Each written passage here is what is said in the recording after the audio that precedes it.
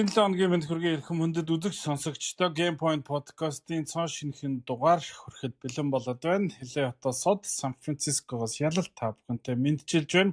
NBA-ийн плей-оффын 3 дугаар шат буюу бүсийн шгшээд цуврал тоглолтууд үргэлжилж байгаа энэ өдрүүд өнгөрсөн амралтын өдрүүдэд цувралын хувь зайг шийдсэн. За тэгээд энэ 7 өдрийн ихээр цувралын өнгө төрх нэг тийшээ тодорхой болсон юм тоглолтуудыг чухал тоглолтуудыг энэ өдрүүдэд дөрвөн баг маань хэлээ. Тэгэхээр од хоёулагийн эхлээд ярилцах сэдв болсон дараалал нэвээ. Өрнөд бүсийн цуврал, Minnesota Timberwolves, Oklahoma City Thunder багуудын цуврал тоглолт.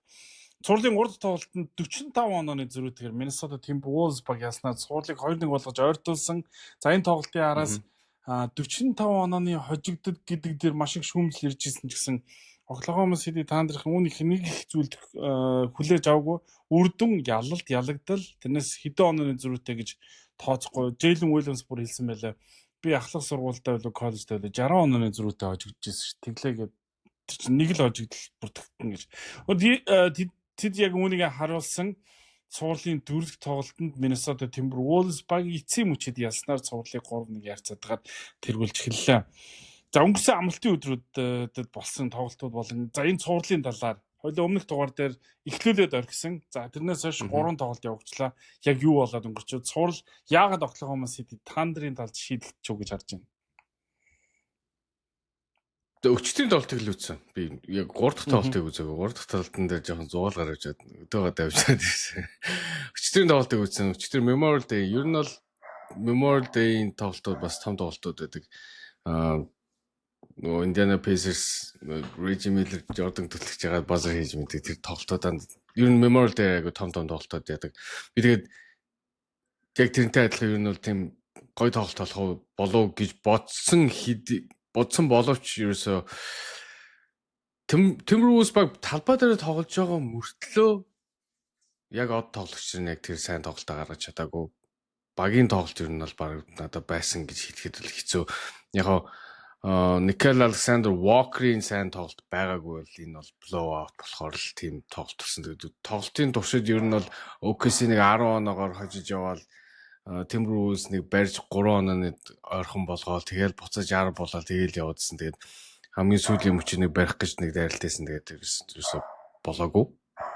Тэгээ би энэ дээр хамгийн их сүнжлэлтэй хандах хоёр хүн гэвэл мэдээж Anthony Edwards, Julius Randle хоёр байна. Тэр хоёрын ерөөсөө нөлөө харагдсангүй гэж бодож байна.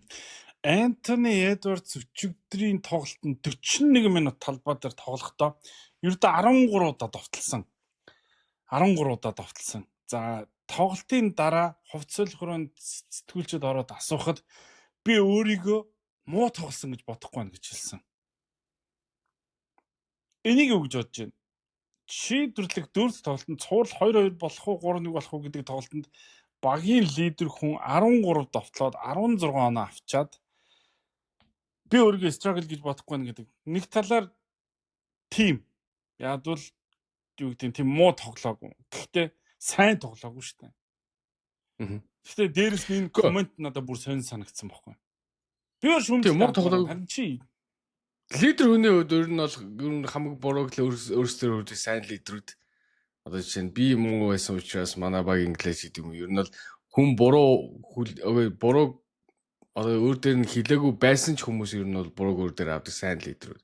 Тэгээд Anthony Edwards бол лидер болоход бол тэрний тал нь бол дутуу байгаа юм байна гэж харагдаж байна. Нэгдүгээр, хоёрдугаар мэдээж 48 би түрүү нэг стат харсан. Амар сони стат.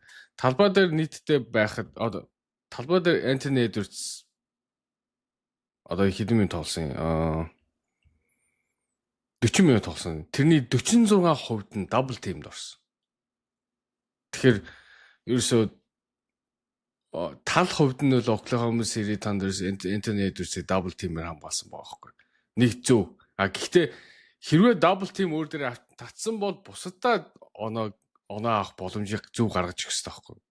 Бусдыгаа тоглуулах хэрэгтэй байхгүй. Тэр тал дээр Anthony Edwards тийм сайн тоглолт гаргасан гэж би бол бодохгүй. 6 хэсэс. Тэ.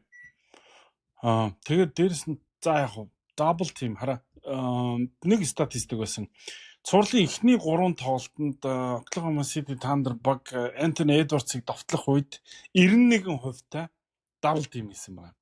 Anthony Edwards-ыг довтлож байгаа үед 91% нэгсэн доо 10 довтлогоных нь 9-дэр нь дабл тим биш, нэг удаа сул довтлож байсан. Цуурлын 4 дахь тоглолтын дээр Anthony Edwards нэг ч удаа нэг хүний эсрэг довтлоогүй. Дандаа дабл тим эсрэг буюу 100% дабл тим хамгаалсан. Энэ бол мэдээж маш амарг болгож байгаа чинь. Гэхдээ энэ юу илэрхийлж байгаа гэхээр Anthony Edwards дээр дабл тим байгаа бол өөр хин нэгэн сул байгаа шүү дээ. Тэгэхээр тэр өөр хин нэг нь яагаад кат хийж орохгүй байгаа юм? Яагаад Oklahoma City Thunder-ын хамгаалтын тэр сул орон зай дээр гүйхгүй байгаа? Тэр сэлгэнээс гарч ирээд байгаа нэг залуу байгаа шүү дээ. Хэн блэ? Terrence Shannon Jr. Энэ залуу 8 минут тоглоод 3 довтлого хийсэн байгаа байхгүй юу? Тэгээд 9 он авцсан. Энэ залуу юу хийсэн гэж яг Minnesota Timberwolves-ийн хийхгүй байгаа тэр кат ганц хийж байгаа юм. Тэгэхээр би бол бурууг за яг үндэ Oklahoma City Thunder илүү баг нь байгаа даа. Гэхдээ би бурууг хэн нэгэн өрхөөр эхлээд Anthony Edwards төгмөр байгаа юм. Anthony Edwards буруу. Тэгээд ингэж надад комент хэлдэг нь яагаад Kobe Bryant-д би дуртай байсныг өчигдөр бүр яг үндэ сансан. Kobe ийм үед хідэн ч хүн 4 хүн өөрийг нь хамгаалж байхад дамжуулахгүй шийддэг байхгүй. Яг энэс болж Kobe шүмжлүүлдэг байсан юм. Дамжуулсан юм. Гэхдээ энэ юу гэхээр эцсийн мөчид хариуцлагыг өөр дөр үүрч чаддаг. Учраас энэ тоглогч 5 удаа энэ багийн аврах болсон. Shaquille O'Neal-тэй тэр үеийн маргаанд одоо Shaq Kobe-г чиржсэн уучлаарай. Shaq dominant тоглогч. Гэхдээ Kobe-гийн тэр үеийн статистикийг эргээд харчаарай. Чирүүлдэг хүн тийм байдгүй. Тэгэхээр Anthony Edwards буруу гэхлээр би гүмээр. Хоёр дахь буруут нь хэн бэ гэхээр Julius Randle. Би өмнөх дугаар дээр хэлжсэн Julius Randle ингэж тоглох юм бол Minnesota Timberwolves найдлага байгаа шүү гэж хэлжсэн чинь тэр Julius Randle цуурлын сүүлийн 2 тоглолтод байхгүй болсон. Юу гэхээр Oklahoma City Thunder баг Julius Randle дээр бас хамгаалтын анхаарлаа төвлөрүүлээд Lou Dort, Alex Caruso өөр ингээд нөгөө хүмүүс хамгаалаад эхэлсэн чинь Randle нөгөө нэг dominant тоглолт хааш юм бол байхгүй. Бүлэг болсон байна. Бүр ингээ алга болцсон заа. Тэгээд Anthony Edwards хин нэгэн hero туслах одоо юу гэдэг сайн хамтарч ур чадвартай хамтарч туслахгүй болохоор Anthony Edwards тэр 100% дабл тим ирээд байгаа байхгүй. Энэ Julius Randle-ийн буруу байхгүй. Энэ дээр Julius Randle. 3 дахь буруут нь юу гэхээр Chris Finch тасгалжуулагч. Chris Finch тасгалжуулагч яагаад Anthony Edwards-ыг дабл тимээс гаргах зүйлийг яагаад хийхгүй байгаа? Яагаад тэр заслон ахуулж заслон дээр нь тэр 2 дахь хамгаалагч нь ингээд Anthony Edwards дээр үлдэх тэр боломжийг нь үргэлж өөрөө олгож өгöd байгаа.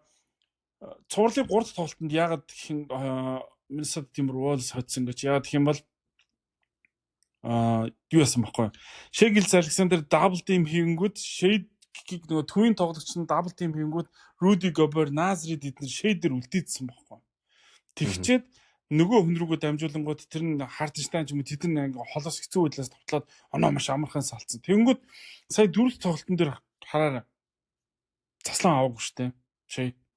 Заслан өгөөгүй. Шууд айс явсан. Заслан авах гэж байгаа юм шиг болонгуудаа засахгүйгээр явж байна.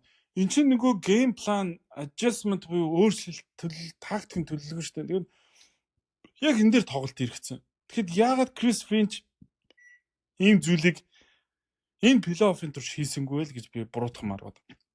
Гэхдээ яалтчгүй Oklahoma City Thunder баг үнэхээр цаг нь болчихжээ л гэж харсан да сая энэ цуврал дээр. Тийм яг чиний хэлсэнтэй санал нэг байна.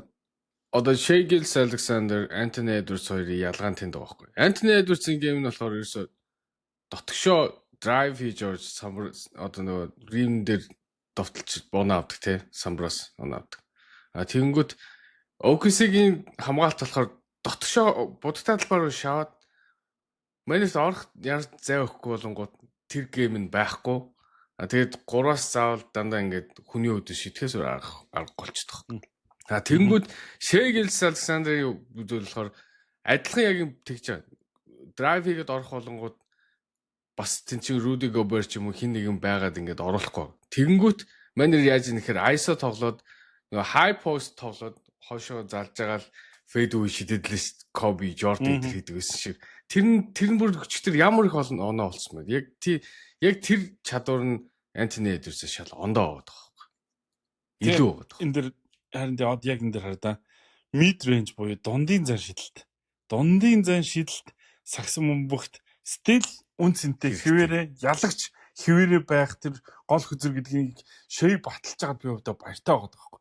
Бүх хүн гураа шиддэг болсон энэ үед дундын зан шидэлтийг доминант болгож байгаа нэг тоглогч ингээд NBA-гийн авраг болох замдаа явж тэгээ боддоо. Тэгэхээр надад бол гой санагдсан. Жишээгийн тоглолт. Тэгээд нөгөө талаар ингэж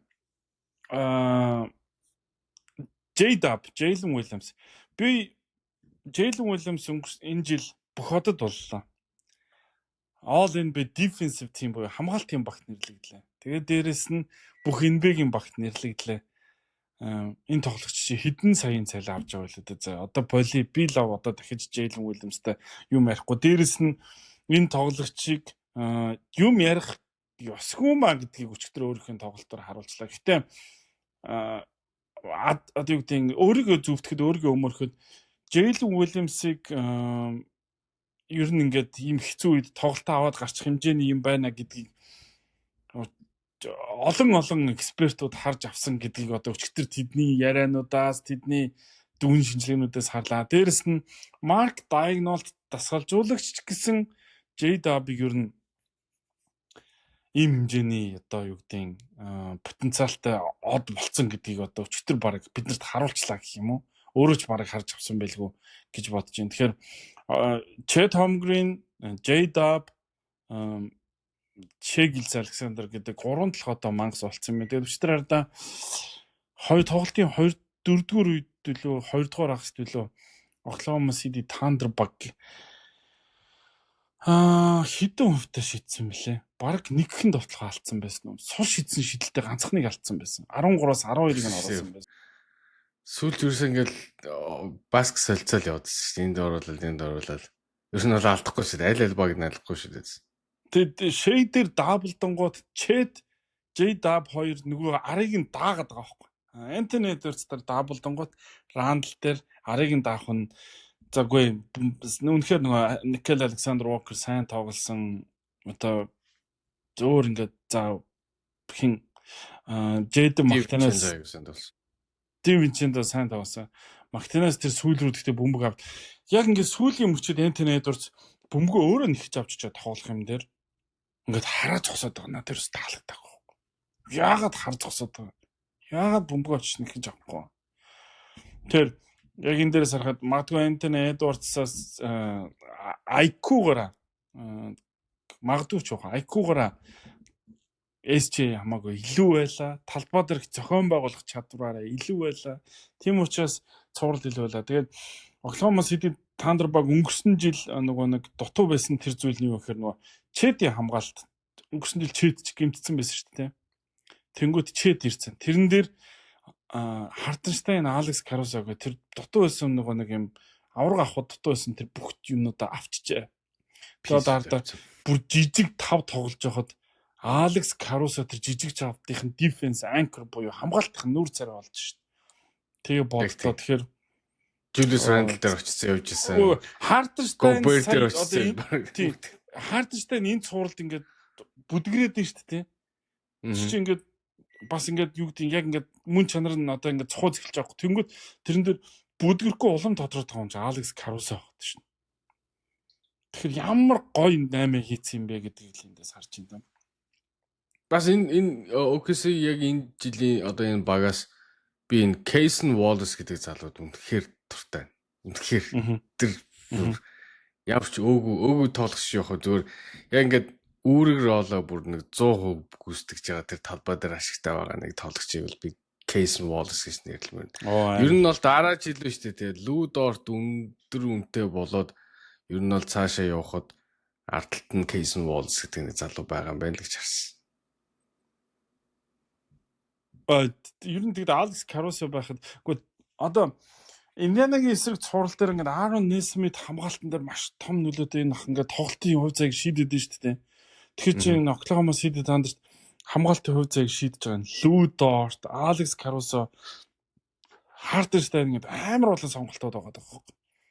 Тэгэхээр би яалтч ур чадвараар Oklahoma City Thunder илүү байна л гэж хэлэх гээд байна да. Тэгээд үнэхээр дутуу зүйл алгаа байна. Ийм магадгүй плей-оффын түгэнд хамгийн аим биш Никола Йокичийг цуурлын 7 дахь тоглолтод 7 оноо ахуулсан хамгаалтчтай. Тойлоч дэлхийн хамгийн шилдэг сагсан бөмбөгчийг 7 хоноо 7 биш уучлаарай 7 довтлуулсан баг штэ. Тэгэхээр Антони Эдвардсыг 13 довтлуулж байгаад бүр харин ч их довтлуулчихжээ гимээр юм уу да. Тэгээд Алекс Кросыг би тэгээд байсан Joker Stopper гэдэг штэ. Энэ хамгаалт мөстөө барьж.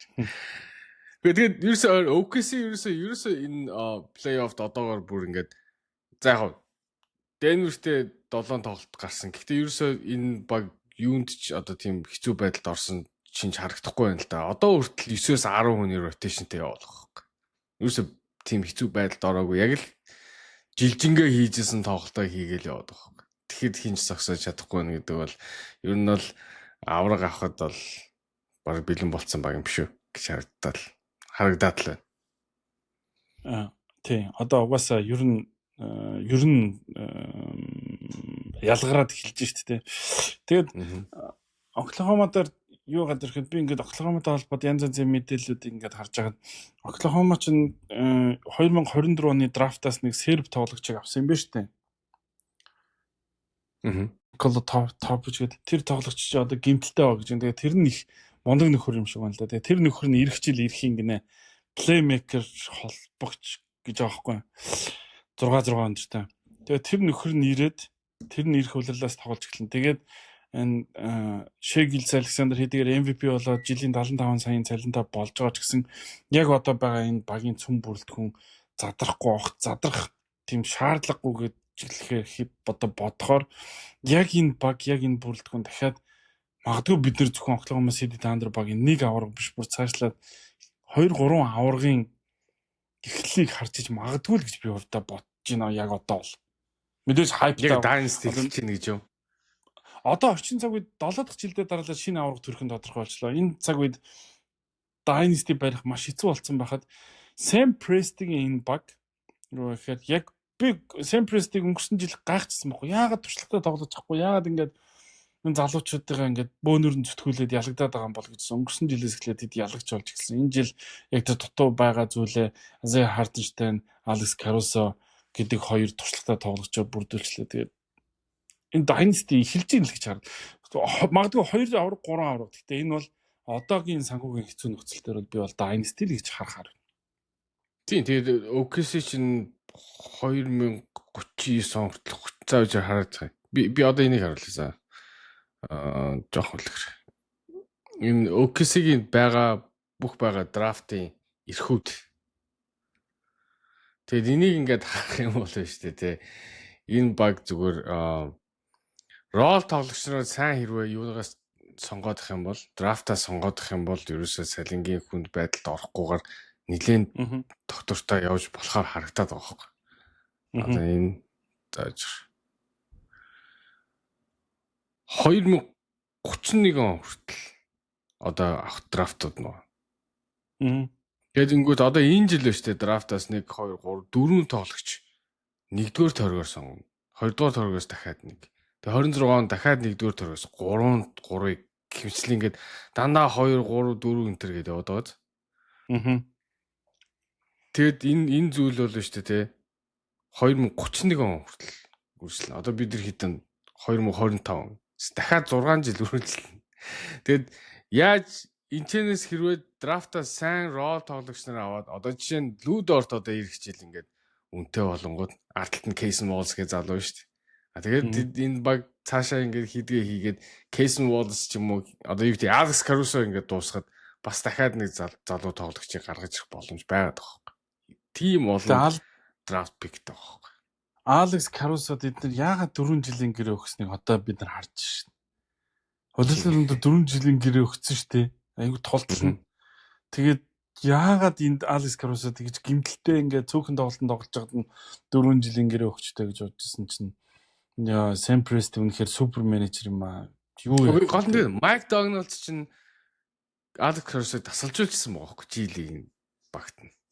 Тэгэхээр тэр хоёр бас би нэг мэдээд байгаа. Алекс Карусыг авчрах юм бол ингэж хамгаал сайжирна гэдэг манер бас мэдсэн байгаа. Тэгэхээр хүмүүсээ сайн судалж ийн өөрсдөө юу хэрэгтэй байгааг сайн мэдж ийн те. Зөвхөн ингээд нөгөө том нэрнүүд хайгаад байдаг нэг шарангатай баг байх шүү дээ. Тийм шиг ажиллахгүй. Алекс Карусог биш те. Тейлн Хортон Такер гэдэг залууг авч үлдэхин тул зүгээр явуулсан гэж боддоо. Алекс Карусог бүр ингээд salary cut хийх гэжсэн шүү дээ. За би авах ёстой цалингаасаа багыг авъя. Та нар аваад үлдчихье гэсэн чинь явуулсан байдгийн. Тэгээ одоо тэр баг амаа барьж байгаа болох үү? Амаа бариад ер нь амаа барьдаг штэ тэр нөгөө Dwight Howard тэрөө биднийг задлаг бол бид нар дахиад 2 төрөлхөөс инч гэдэг Kentavious Caldwell Pope ер нь 20 оны багийг тэгж амархан задлаг бол бид нар амжилт дахиад үзүүлэх боломж байсан. Тэгээд араас нь янз янзын зүйл ярьдаг. Тэгээд бас нэг стат бас тэрийг баталж магадгүй байхгүй. Яагаад тэгэхээр LeBron одоо 22 жил, одоо 23 дахь жилдээ өнгөрч чинь тийм үү? Болох чинь тийм үү? Энэ замналт нь шүү дээ тий. LeBronтай хамт талбай дээр хамгийн их ашигтай байсан хүн Алекс Карус байхгүй. Бүх бусад хүмүүсийг ингээ харьцуулахад. Тэгээд тийм хүнийг явуулсан байна гэдэг бас сонирхолтой тий. Үнэхээр хааг сонирхолтойгоос бүр харамсалтай гэхээс та үгт. Тэгэхээр Oklahoma City Thunder гэдэг баг Kevin Durant, James Harden, Russell Westbrook, Serge Ibaka, Kendrick Perkinsтай хамт ингээд NBA-ийн финалд гарч исэн тэрнээс хойш 13 жилийн дараа ингээд NBA-ийн супер баг болж гарч ирж байгааг бид албан ёсоор ингээд хүлээн авч ийн харж ийн. Мэдээж энэ баг би хамгийн ихний дугаар дээр хэлжсэн санаж байна. Oklahoma City Thunder баг энэ жил авраг авчвал гайхгүй гэж хэлжсэн. Гэхдээ яг үндэ тэр үед би өөрөө ч тэр үгэндээ нэг сайн ихтэй байгаагүй.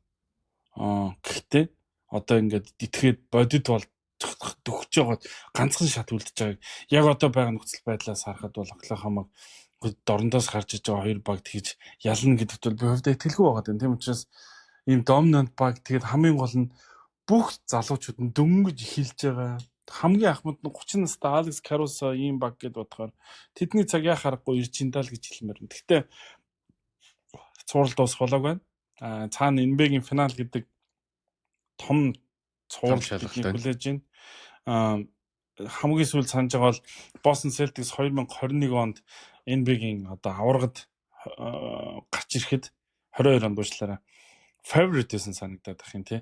Golden State Warriors өдрөл эхэлж байхад 3 өдрөл эхэлж байхад авраг 2 авраг авах магадлал нь 2 байсан санагд тий. Тим баг тим нөхцлөөс авраг болсон. Тэгэхээр Indiana Pacers энэ жил финал шалгарна гэж ер нь магадлал ер нь баг байгаагүй шүү дээ. Тэгэхэд л ингээд финалд гараад ирэхэд нэг алхам дутуу болоод ирсэн юм. Тэгэхээр спортод таамаглал ер нь гаргах хэцүү. Гэхдээ тэр таамаглал зөрчигдөхэд энэ спортыг эргээгээд улам гоё болгодог л гэж хэлмээр байна да.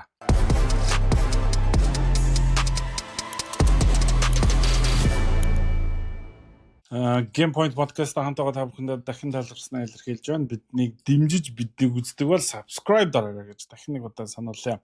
Дордод бүсийн цуврал Indiana Pacers өнөөдөр бас л эцсийн мөчөд за ер нь бас л юу гэдэг ширүүн гой тоглолтыг үзүүлж байгаа. Гэтэ яг үндэ юу гэж Indiana Pacers New York Knicks-ийн цуврал яг сагсан бөмбөгийн хувьд бол Oklahoma Minnesota хоёрынхаас хамаагүй гой үзүүштэй болж байгаа гэдэг. Чи санал нийлэх үү?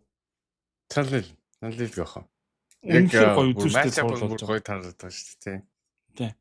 Гэтэ матчап таарсан гэсэн цуврал 2-2 болсонгүй харамсалтай нь 3-1 харьцаатай болоод Indiana Pacers NBA-ийн финал шалгарахад ганцхан хожил дутуу үлдчихлээ. Буруутай хайх хэцүү юм. Гэтэ юу Indiana Pacers-ыг ялтанд хүргээд юу New York Knicks багийг хожигдолд хүргээд байна одоо чинийхаар. Яг хэлэхэд үнэхээр хэцүү юм л да. Гэтэ зүгээр би миний хувьд бол ёстой илүү баг нь Indiana Pacers юм байна. Тэгээд уусаа нэгдүгээр тоглолтын дараа хэлсэн шүү дээ тий. New York Knicks болохоор ерөөсө хоёр одон сайн тоглолол бусд нь одоо ингээ багийн тоглолт байхгүй. Тэр хоёрын ингээл оноо аваад байдаг. Тэнгүүт нөгөө талд Indiana Pacers болохоор яг багаараа айгу жигд гой тоглоод байгаа байхгүй. Яг одоо юу гэдэг яг Oklahoma City Thunder West-д хийж байгаа юмыг ер нь баг East-д хийж байгаатай яг адилхан баг байгаа. Бас л 9-10 хүний ротейшнээр тоглоод байгаа юу гэдэг маш одоо юу гэдэг зөв минутын зохицуулалттай тоглож байна. Хинж ядрахгүй байна. Тэгээ хурдан пейстэй тоглож байна. Хамгийн ер нь бол Нью-Йорк Никсийг пейсерээ бол бас нэлээд асуудалд оруулж байгаа баг л гэж би бодоод байна. Тэгээд өнөөдрийн тоглолтод бол Tyrese Haliburton гэдэг цогцолж бол зүгээр түүхэнд байгаагүй юу орлоо ш. Triple double тэгээд ямар ч бөмбөг алдаагүй гэдэг чинь NBA-гийн түүхэнд байгаагүй. Плей-оффын түүхэнд байгаагүй. Тим үзэлт үзүүлсэн ш. Тэгэхээр яалтчгүй тэгээ одоо юу гэдэг Нью-Йорк Никсээс илүү баг байна л гэж би хэлмээр. Тэгээд Rick Carlisle гэдэг дасгалжуулагчийг одоо магтахаас өөр яах вэ? Энэ тоглолтыг ингэж тоглуулна гэдэг л. Тийм, энэ залуучуудыг ингэж тоглуулна гэдгийг бол хинч тааж мдээгүй яг түрүүн хоёлоо ярьжсэн шүү дээ. Улирлыг хэлэхэд Indiana Pacers хинч Indiana Pacers contender гэж хинч хэлэхэргүй л байсан шүү дээ. Тэгэхээр одоо энэ жил ийм байдал төрнө гэдэг бол Rick Carlisle-ийн удирдлага маш сайн байна л гэсэн үг. Том Thibodeau би нэг буруудан хаймааргүй байна гэдэг нь яг бол буруутан яг үндэ байхгүй. Буруутан байхгүй. Karl Anthony Towns сайн хичээж байгаа. Jalen Brunson хичээж байгаа. Knicks-ийн Royal тоглогчд хичээж байгаа. OG Anunoby үнэхээр бүр супер тоглож байгаа. Tom Thibodeau өөрчлөлт хийсэн. Mitchell Robinson 3 тоглолтын дээр гаргасан. Landry Shamet, Delonte Wright, Precious Achiuwa талбай дээр гаргасан. Бидний нөгөө хүсэж байдаг бүх өөрчлөлтийг хийсэн шүү дээ. Гэхдээ үнэнтэй нүүр тусна. Үнэн нь юу байсан бэ гэхээр Indiana Pacers илүү баг нь л байсан юм байна. Гэтэ яагаад улирал тэд 4 тоглоод 4 очсон юм бөөмөд. Энэ плей-оффт бол тийм зүйл болохгүй байгаа дээ шүү дээ. Бүр үнэхээр илүү баг нэг байгаа. Тэгээд цувралын 3 дахь тоглолтод тэгвэл яагаад Нью-Йорк Никс хоцсон юм бэ? Би бол цувралын 3 дахь тоглолтод Indiana Pacers 20 оногоор хожиж явж байгаад Aaron Nesmith гимтдэг тэр үеэс тоглолтын хувь заяа өөрчлөгдсөн гэж өвдө хараад байгаа. Тэгээд 20 оноо 4-р үед Karl Anthony Towns 20 оноо авсан. Би нэг өмнөх дугаар дээр хэлжсэн. Karl Anthony Towns энэ цувралыг нөгөө Нью-Йоркийн талд авчрах хүннэ. Тэгэхгүй бол өнгөрсөн жил 4-3-аар Индианаас угаасаа хожицсан баг шүү дээ. Яг трийг 3 дахь тоглолтод гаргасан. Өнөөдөр ч гэсэн ууг нь Karl Anthony Towns хичээгүй хичээсэн. Бүх талаар хичээсэн. Гэхдээ Нью-Йорк Никс ялчгүй багаараа илүү байлаа. Тэгээ хараа Mitchell Robinson-ыг гараанд гаргаж байгааг мэдээд Mark Jim Carrey ч юм билээ сайн. Rick Carlisle дасгалжуулагч жинсэн гэж байна баг шин да. Өшөө хурдангөө гэсэн гэж байна. Өшөө хурдан давтал. Яг гэх юм бол Mitchell Robinson, Karl Anthony Towns гэдэгтэй хамт болохоор бүр удаан болно. Тэгэхээр бүр илүү хурдаар тоглоно гэж илүү тоглож тэгээд одоо энэ бүр илүү хурдаар тоглоо ингээ харахаар нөгөө хүсн суларсан чөлөөтэй авч давтлаад хүсн ороод бүр ингээ багийн сагсан бөмбөг утгаараа төгөлдөрж чинь шүү дээ. Харин нөгөө талд эсрэгээрээ саяхан NBA-гийн нэг саяхан жоо өчигдөр уржигдрын NBA-гийн нэг тоглогч зодог тайлцсан тоглогч Нью-Йорк Никсийн хожигдж байгаа шалтгааныг Jalen Brunson гэж хэлсэн байсан. Jalen Brunson шүүмжиж байгаа шалтгаан. Би бол энийг үнний ортой гэж харж байгаа гэхдээ би буруутгахмаар байгаа. Яг бол Jalen Brunson 17 секунд бөмбөгөө залж гинэ. Товтлогоо олгон дээр. Энэ юу хэлж байна вэ гэхээр өнөөдөр жишээ нь эхний хагасны төгсгөлийн товтлогыг 17 секунд байгаад Jalen Brunson ганцаараа залсаар байгаад товтлж чадахгүй хаалтанд орол дуусчихсан. 17 секунд нэг тоглож бөмбөг залахаар ер нь сагсан бөмбөгт NBA жишээ нь юу болтыг? Тэр баг бусад тоглогч нар нь засаад гэлээ. Бусад тоглогч нар бөмбөгөнд хүрэхгүй бол одоо шидэлтэн бууддаг, дефенс гүүхээ болдог. Ер нь бол бусад талбай руу 4 тоглогч ажиллагаа болно л гэсэн. Тэгээд нөгөө талаараа юу гэхээр 17 секунд нэг тоглож бөмбөг зална гэдэг чинь тэр чинэгээрээ тоглолтын хэмнэл удаашрна л гэсэн үг шүү дээ. Тэгэхээр Нью-Йорк Никс баг мэдээж өөрсдөө хэмнэлээр тоглох гэж удаашруулах гэж оролж байгааг ойлгож байгаа байх. Гэхдээ би нэг зүйлийг анзаарсан. Jalen Brunson өнөөдөр ч гэсэн гарсан. Jalen Brunson суусан үед Нью-Йорк Никс баг энэ цувралд баг 4 удаа 10 нэмэх ран хийсэн. Jalen Brunson суусан үед шүү. 10 нэмэх ран. Энэ юу илэрхийлээд байна гэхээр тэр үед илүү хурдан илүү багаараа тоглож эхэлсэн гэж би бодоод. Тэгээд Kenny the Jet Smith 3 дахь тоглолтын дараа Jalen Brunson-ыг хоцсны дараа асуусан. Jalen чамаас нэг юм асуумаар байна. Эхний тоглолтын дээр чамаа алдааны асуудалд ороод суусан үед танаа баг 10 нэмэх ран хийсэн. Өнөөдөр танаа баг бүр 2 ч удаа чамааг алдааны асуудалд ороо суусвал 10 нэмэх ран хийлээ. Чи энийг юу гэж бодож ийн гэдгсэн чинь бид нар ингээд багаараа дийлүүд тоглоод ингээд багийн тоглолт Монголд гэдэг ч аахгүй. Энэнийг Kenny Smith анзаарсан байгаа байхгүй. Jalen Brunson суусвал Нью-Йорк Никс илүү багаараа тоглоод илүү pace буюу илүү хурдтай болоод байна. Тэгэхээр Indiana Pacers-тэй ингээд тэнцүү болж ирж байна. Brunson эцсийн мөчөд клатч мөчөд хэрэгтэй. Brunson багийн лидер гэхдээ pace-ийг удаашруулад байгаа хүн нь Brunson өөрөө байлаа гэж буруутгах гэхээр угаасаа Нью-Йорк Никс ингээд тоглолцсон юм чинь буруутгах аргагүй байгаа байхгүй. Тийм шүү дээ. Угаа одоо чинь яа дээ.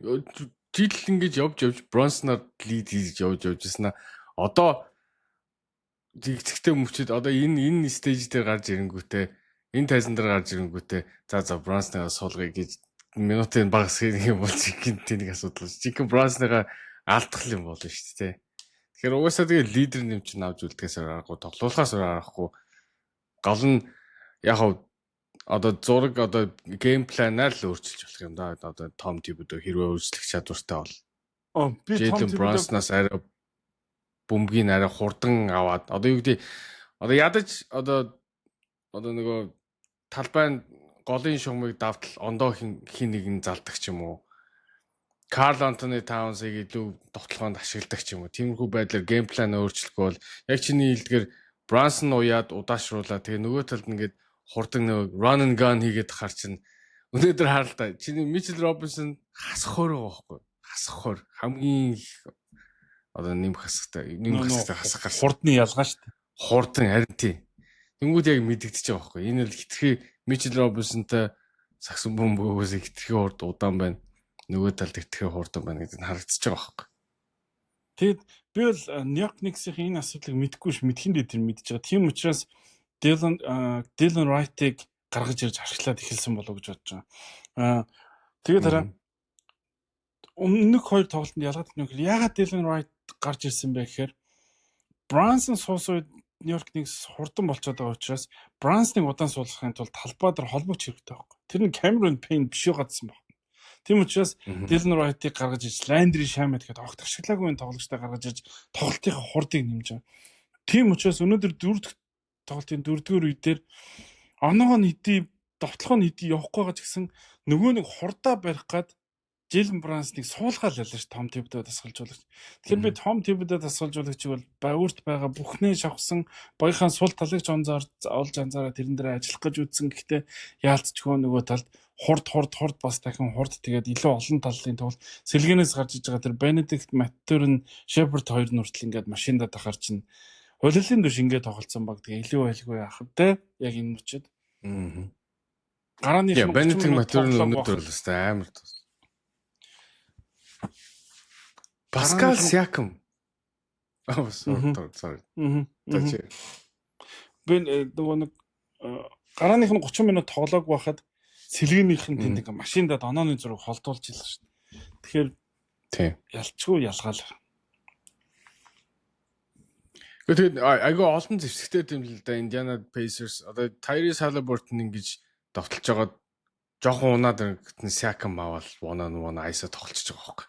Тэгэл дээрэс нь хажуудлаас нь Benedict Mathurin, Aaron Nesmith, Miles Turner гэдэг чинь жигд яг гоё орой болгон яг хийдэг юмаа хийгээд байхад л энэ онооны асуудал бол ерөөсөй гарахгүй баг. Өнөөдөр гэхдээ хараад Tyrese Halliburton бүр надад л extra aggressive болсон санагдаад байна. Юуны тоглолтын талд хоёрдугаар хагас эхний хагас дуусгаад 20 гарцсан байсан шүү дээ оноо тий. 29 Тим агрессив тоглолтыг эхлүүлсэн ш. Тэгэл ер нь бол би ер нь бол ингээл Индиана авчиж байгаа юм байна л гэж би бодлоо. Эхний хагас. Tyrese Halliburton хэлсүүгэндээ хүрдэг л зовлоо. Өмнөх тоглолтын дараа Антони Дурцыг бодох юм л. Окей, дараагийн тоглолтод би илүү дээр байна гэж хэлээл тэрэндээ хүрч тоглолоо. Тэгээ хардаа Tyrese Halliburton-ыг бас энэ цувралд хурцлсан өмнөс нь би Нью-Йоркийн фэнүүд гэж хэлмээр байна.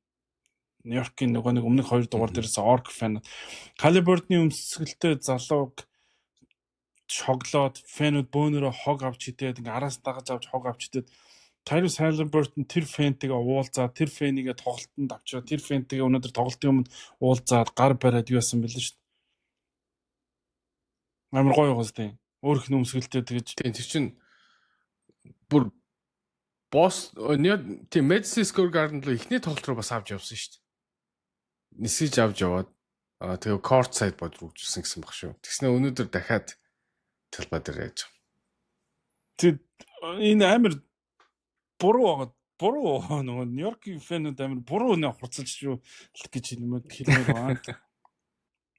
Дээрэс нь Inside the NBA нэвтрүүлгийг үзчихсэн чинь Нью-Йоркийн фэнүүд 3 тоглолтод хожигдсны дараа Inside the NBA-гийн бөөнөрөө зогсоод Нью-Йоркийн 6, Knicks-ийн 6 гэжсэн байхгүй. Knicks 6 тоглолтын цувралыг хожно гэдэг. Би тэр үед Чарльз Баркли хүртэл эдгээр одоо юу өнөөдөр анхны хожил авч байгаа юм юу 6 тоглолт Монголд бүр ингээд шоглоодсэн. Тэгээд ялчгүй хоёлыг нэг өмнөх дугаар дээр ярьдаг Нью-Йорк Knicks энэ амжилтыг гаргаагүй арай л удацсан байсан. Тэгээд магадгүй буруу хүнс нь хурцлж байгаа юм бол Пол Пирс бүр инээдээ барьж ядаад би та нарт хэлээ үстэй. Та нар Индианаг барахгүй би та нарт хэлээ үстэй гэдээ бүр инээдээ барьж ядаад л шин.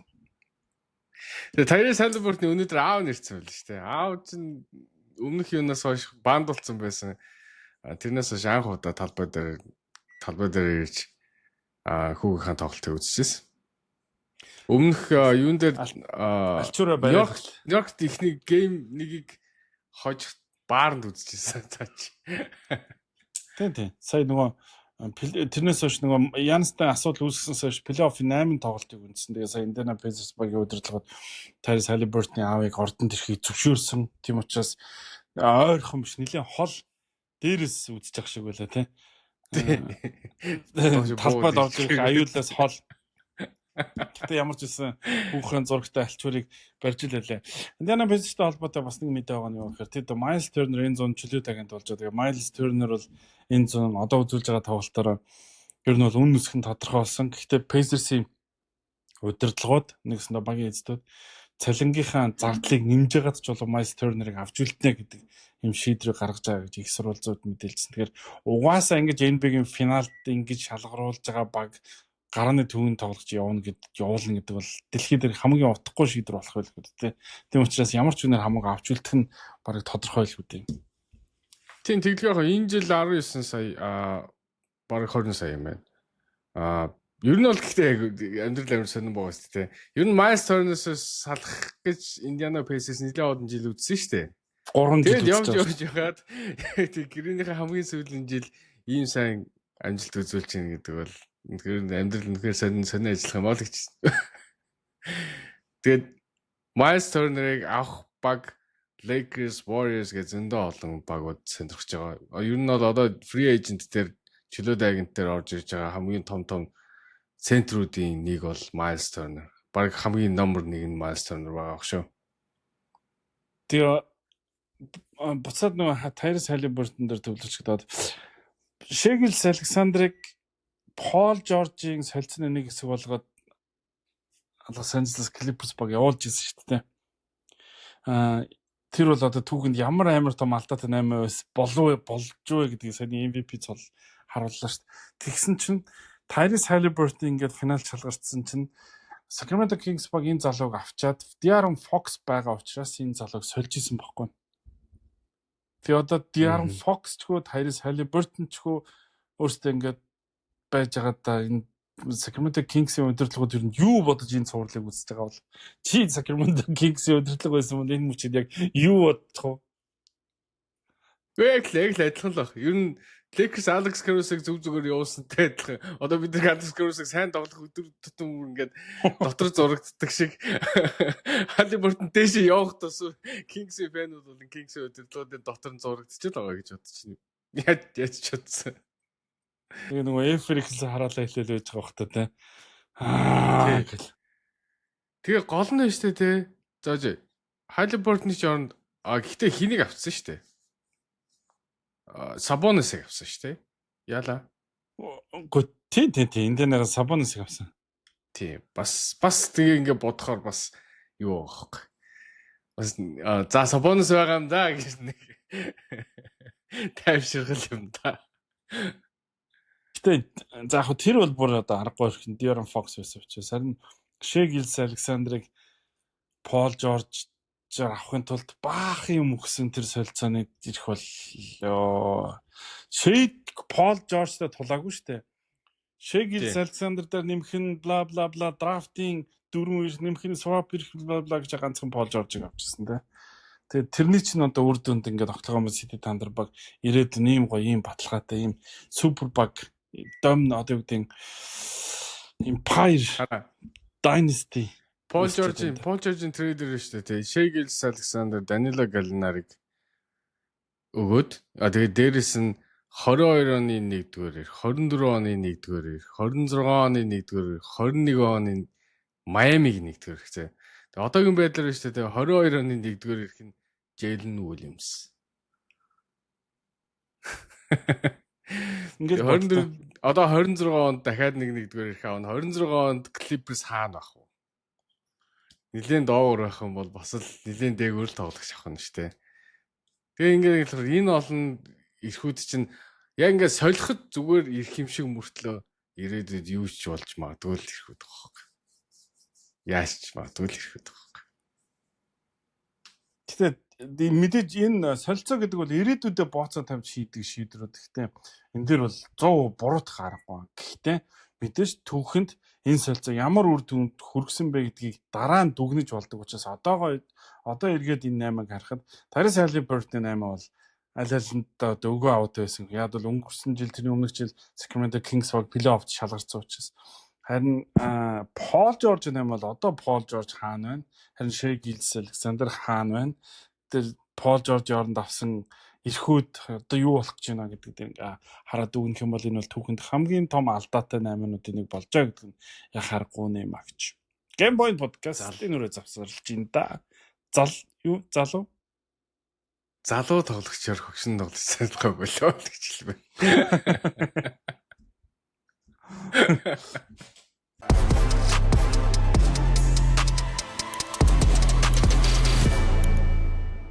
За ерөнхийдөө бидний ярилцах сэдвийн төрөд өндөрлж байна. Тэгээд харин эргэн тойрны мэдээлэл яг одоо нэг бүсийн финал NBA-гийн финал явж байгаа учраас эргэн тойрны мэдээлэл угаасаа юм дарагддаг үе шүү дээ. Тэгээд финал завс болоод хоорондын тоглолтууд ингээд зөрөөд заримдаа финал дуусахдаа зэрэгцээл нөгөө оф сизны уур амьсгалууд эхэлдэг шүү дээ. Тэгэхээр тэр хүртэл угаасаа ярих зүйл мэдээлэл гэсэн байгууд Яанасын мэдээ хүртэл задрахгүй байгаад шүү дээ. Яанас одоо хүртэл яг юу гэж хэлсэн тодорхойгүй байгаад шүү дээ. Тэгэхээр угаасаа бүх анхаарал тоглолт руу явцсан. Энэ үед харин Shams өнөөдөр нөгөө цагийн ток шоугаар орсон байлаа шүү дээ ESPN-ийн. Тийм. Pat McAfee show дээр. Тэгээд яг хөө Shams ингэж хэлсэн л дээ. Сая бол одоо trade deadline 2 сард болсон trade deadline бол ер нь бол түүхэнд байгаагүй тийм crazy deadline болсон доо. Jimmy Butler солигдсон, Luka Doncic солигдсон гэд ярих юм бол зөндөө том солилцоо боллоо шүү дээ. Энэ off season одоо final өнгөрөөд одоо 10 сар хүртэл одоо энэ off season ер нь бол яг бүр түүхэнд байгаагүй гэж хэлэхгүй ч гэсэн бүр ингээ галзуу тийм off season болно гэсэн амар том хүлээлт өнөөдөр үүсгэсэн. Тийж хэлээд. Тэгээ уусаа ингээ бодоод үзэхээр KD-гийн трейдийг бид нэр хүлээж ийн. Giannis Antetokounmpo яах нь, LeBron James яах нь гэд бүр амар олон том асуултууд одоо бидний өмнө гараад байна л та. Тэгээд яг тэр бол яг 6 сард одоо final дуусангууд эхлэн хамгийн түрүүнд LeBron James 6 сарын 29-нд сүүлийн гэрээгээ авах уу, тэрийгээ цуцлах уу гэдэг том асуултаар эхлэн. Тэгээд яг өнөөдрийн байдлаар бол ер нь бол 6 сүүлийн 52 сая 50 биш 54 билүү 52 саяхан гэрээнд бол ер нь оптин хийн гэж яах шүү. Тэгэхээр нэг Лос Анжелес Lakers баг төвийн тоглож авах ер нь бол боломжгүй болно ш цалингийн зэсний үед. Сайн хийж авах бол хэцүү болчихж байна л да. Одоо нэг гэрээ шин free agency-гээс авах хэцүү болно. Гэхдээ мэдээж солилцоо их боломж байгаа л да. Гэхдээ яг Lakers ямар cheap байна те. Нөгөө баг юу хүсэж ийн гэдэг ч юм бас тэгэл Rob Pelinka-гийн ажил улам ихсэж ийн гэсэн. Shams-ийн тэрийг сонсоод би Янас Антетокумпо одоо хүртэл мэдээлэл задрахгүй байгаа. Нэгэсэндээ Янас одоо хүртэл ирээдүгөө шийдээгүй юм шиг байна. Миний олж унсан нэг мэдээлэлээр бол Milwaukee Bucks Doc Rivers одоо хүртэл Янастай уцаар ингээд айгүй ойр ойрхон ярьж байгаа гэнэ гэдэг нэг кэрлээд нь шүү дээ. Холбоотой байх гэж. Тэгэд энэ Янас одоо хүртэл Doc Rivers-тай ингээд яриад байгаа нь нөгөө талаараа Milwaukee Bucks ингээд бүрч нуруугаа харуулчаагүй юм шиг байгаа юм. Тэгээд Milwaukee Bucks-ийн удирдлагууд ер нь бол энэ харилцаа ингээд амьд байгаад байгаа учраас Doc Rivers-тэй энэ харилцаа амьд байгаад байгаа учраас Doc Rivers-ийг Янасыг үлдээх гол хүн ингээд найдаад байгаа гэж байгаа байхгүй. Doc Rivers-ээс болж Янас үлдэнэ. Тэгээд хамгийн гол нь тэхийн тулд gap year аавна гэдэг. Нэг жилийн завсралга аавна. Нэгснээр нэг жилийг золионд гаргана гэдэг байгаа байхгүй. Тэгтээ тэргүй ирэх хөлөлтэй амин хэлэрдэг байхгүй ч гэсэн. Тэгэд иймэрхүү мэдээлэлүүд гаргадаг. Гэхдээ Шамсын хэлж байгаа энэ зүйл болохоор юу вэ гэхээр энэ 100 Янас солигдчихиж л тэр түүхэнд байгаагүй солиотой 100 болно үстэй ер нь бол. Өөр одоо KD зөндөө солигдсон, Крис Пол одоо Даллас очлоо гэх тэр шинэ мэдээ биш бас л солигдсон. Boston Celtics угаасаа задрахын тодорхой Drew Holiday-г Даллас авлаа гэх тэр бас нэг тийм амар чичир мэдээ биш үстэй. Биш. Тэгэхээр Янас энэ 100 явах гол хүн угаасаа мөн болов гэж би хараад. Би хизээ энэ мэдээлэл задарч Янас хизээ бомб тэслэх гээд байна л гэдгийг хүлээгээд байна л да. Тийм. Тэгээд өнөөдөр тэгээ Шамсын хэлж байгаа нь болохоор яг Doc Rivers гэж бол ярихгүй л байлаа. Гэхдээ зүгээр хамгийн одоо тэр Milwaukee Bucks-ийн найдлага тавиад байгаа ганц хүн бол General Manager John Horst найдлага тавьж байгаа. Дөнгөж сая сизны дундуур өглөө сизны дараа юугаа хийцэн. Одоо нөгөө extension хийцэн. Дахиад олон жил юу яхаар болсон. GM хийхэр болсон. Тэгээд энэ хүн урд нь яг ингээд Янс явлаа гэсэн чинь Drew Holiday аваад ирсэн. Янс явлаа гэсэн чинь Devin Lillard-ыг аваад ирсэн. Ер нь бол тийм гал унтраахтай айгу сайн хүн юм шүү. Тэгэхээр энэ удаа бас яг тэрийгэ хийж чадна гэж найдал байгаа шүү. Тэгээд яг юу хийх гээд юу амлаад байгааг нь одоо Янс одоо сонсгол үлдээд байгаа юм шүү. Тэгэл яг явах уу? Тэгээ шийдвэр гаргахгүй байгаа юм шүү. Тэгээ шийдвэр гаргахгүй. Гэхдээ өстэй тий. Уул нь бол шүү дээ. Янас эхлээд явж яаж яг шинэлдгээр явж яаж бусад одоо нөгөө хөдөлгөөнд явах хэрэгтэй шүү дээ. Хэрвээ Янас явахгүй энийг шийдэхгүй 10 сар өрөх юм бол баг бүх багууд ер нь бол юу ч хийхгүй үнжиж магадгүй л болчиход байна л да. Харин эхлийн унах домино одоо нөгөө ингээд домино эффект гэж яддаг шиг оноо гэдэг. Хамгийн эхний унах нь Янас л байх хэрэгтэй. Түүнсэл KD гэж би харахгүй. KD-г хэрвээ Янас available гэж бодох юм бол KD одоо санал өгчээсэн багууд хүлээ штэ яах вэ гэдэг. Тийм би бол LeBron-ы мэдээ бол нэг тийм том мэдээ биш. Угаас LeBron одоо нэг үлдэж байгаа баг ганцхан жил үү 2 жил үү дахиад 2 жил тоглоно гэдэгт бол би өвдөө итгэлгүй магадгүй ирэх хөлөлийг сүүлийн үлрлээ гэж зарлах чинь билүү. Тэгж яхад өөр баг руу бол явна гэж бодохгүй. Тэгэхээр LeBron одоо байгаа гэрийг аваад opt-in хийдэг ч байсан шинэ гэрээ хийдэг ч Lakers-тэй үлдэн тийм болохоор нөгөө нэг тэр бол том мэдээ биш байхгүй энэ зуны. Тэгэхээр Янас л ганц том мэдээ. LeBron-ы тэр одоо гэрээгээ сонгох уу энэ сүүлийн жилээ авах уу гэдэг зүйл бол яг хөө LeBron-ы хувьд бол нэг тийм том зүйл биш гэсэн. Lakers-ийн хувьд бас Luka-гийн хувьд хамааралтай зүйл байна. Lakers Luka хоёр энэ жил энэ 100 extension хийхгүй бол ирэх үлрэл бас л дараа жил үлдэхүү яах вэ гэдэг бүтэн драматай явсараа дуусах гэдэг байна. Тэгэхээр LeBron тэрийг шийдээ тэгээд Luka-д extension өгжээж Lakers ирээдөө жоохон юу яах гэдэг шүү дээ. Одоо зэгцтэй харагдах гэдэг шүү. Яг одоо LeBron бол хамаг юмны бас таглаа бүглээс үлдсэн л явж байна. Тэр утгаараа LeBron-ийн одоо тийм LeBron-с эхлэнтэй. Тэгээд уусаад LeBron авахгүй 6 сарын 29 гэхэд уусаа шийдвэрээр гаргах хэрэгтэй. Тэгэхээр тэр бол нэг цаг хугацааны их ахтар шаардахгүй байна. Төгсгөлд нэг мэдээ гарсан байсан. Албаны их сурвалжуудаас бол гараагүй гэхдээ яг ингээд маш олон их сурвалж мэдээлсэн байсан. Michael Jordan спортын түүхэнд хамгийн үнэтэй нэвтрүүлэгч болж байгаа буюу эх жил 1 жил 40 сая долларын цалин авч микрофон камерын ард цуухаар болсон гэсэн мэдээ байсан. Би тэгээд энийг ингээд нэг худ ингээд хайж олж чадаагүй яагаад гэх юм бол тийм нэг их сурвалжууд баттай их сурвалжууд мэдээлэл өгсөн. Гэхдээ би тэрийг бол ингэж ойлгоод байна. Баттай их сурвалжууд хизэж хүний цалин мэдээлдэггүй. Хизэж хүний халаас руу ордоггүй. Энэ ёс зүйн код тавьсан. Тийм учраас энэ мэдээл тийм баттай их сурвалжаас биш ингэж өөр их сурвалжуудаас харин задарж байгаа юм болов. Тэгэхээр энэ мэдээл би бас үнэн байх магадaltaй болов гэж бодоод байгаа. Хүний ер нь халаас руу нэг баг гоо юу чин одоо энэ сэтгүүлчнэр одоо юунууд чин бүгдээрээ нэг таалант гэж явдаг. Одоо спортын тамирчид, сэтгүүлчид бүгдээрээ одоо хөтлөгчнөр чин таалант гэж явдаг. Бүгдээрээ эйженттэй бүгдээрээ гэрээ хийдэг. Тэр гэрээ бол уусаа юу уусаа хийлээждэг. Тэгээд хэрвээ 40 сая гэж байгаа бол шүү дээ тий. Өнгөрсөн жил Том Брэди одоо Америкийн хөл бөмбөгийн одоо авраг одоо ер нь бол Америкийн хөл бөмбөгтэй Jordan тий. Yes. Том Брэди 10 жилийн 30-75 сая долларын гэрээсэн баггүй. Тэр нь болохоор жилийн 37.5. Жилийн 37.5 сая. Тэгээд 375 сая. 375 сая. 10 жил. Тий. Fox Sports. Тэгээд ингэ бодоод үзэх юм бол Jordan 40 саяар Amazon-д хийн гэх юм бол байж болох тоо байхгүй. Тийм байна тий. Магадгүй. Тий. Тийм. Тэг боддоо 40 сая долларын нэвтрүүлэгч ур чадвар. Jordan л юм да тий. Гайхамшигтай. Jordan. Үнэхээр Jordan л юм.